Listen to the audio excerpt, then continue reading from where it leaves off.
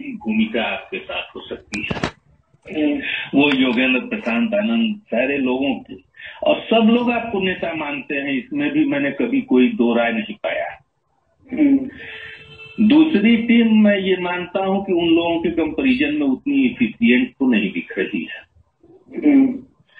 अब ये है कि आप और लीडर का मतलब होता है कि वो विभिन्न धारा के लोगों को एक साथ खींच के आकर्षित करके अपने साथ लेके चल दे।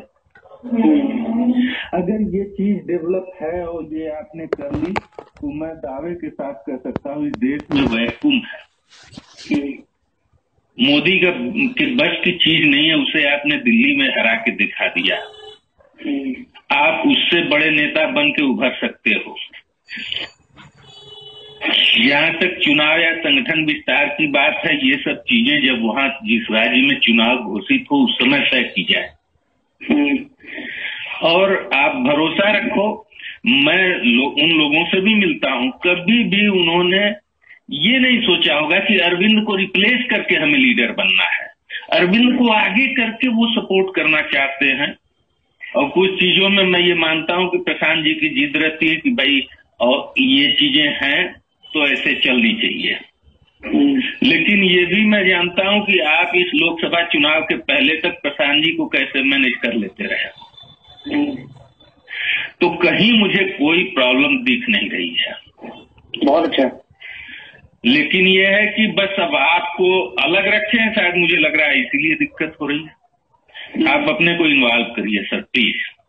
और मैंने कई बार आपसे कहा, मैं इस लड़ाई झगड़े के लिए नहीं आया था, मुझे कोई इंटरेस्ट नहीं है इसमें।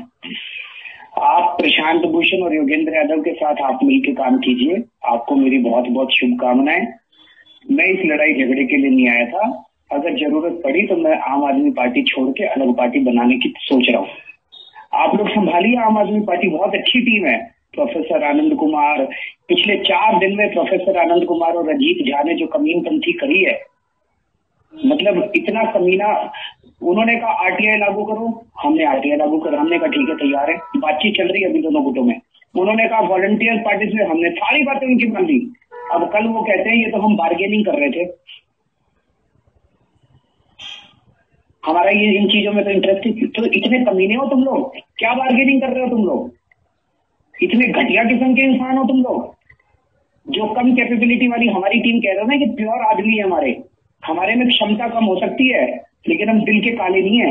ये लोग दिल के काले और ये लोग एक नंबर के कमीने लोग हैं। तो आपको शुभकामनाएं उमेश। ऐसा मत समझिए। सुनिए, मेरे को इसके ऊपर और कोई चर्चा नहीं करनी है, इसलिए मैंने अलग कर रखा है। अब ये देख लेते हैं क्या करने हैं, नहीं तो मैं अपने 67 एमएलए लेके अलग हो जाऊंगा।